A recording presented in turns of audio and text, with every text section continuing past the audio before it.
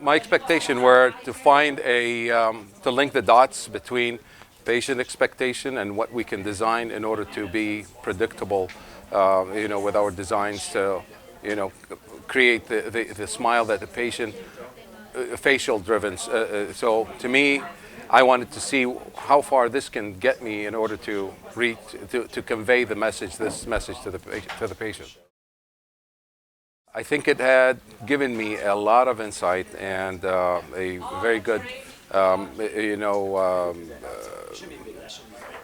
impression of how I can utilize the tools in this app in order to create the smile that the patient is looking for, and maybe just deliver on my promise on how it's going to look like towards the end, even though it would take a little bit more practice and training in order to achieve that. Absolutely. I already have a case started with this, and I am so excited. This is something that I've been missing, and now it's true.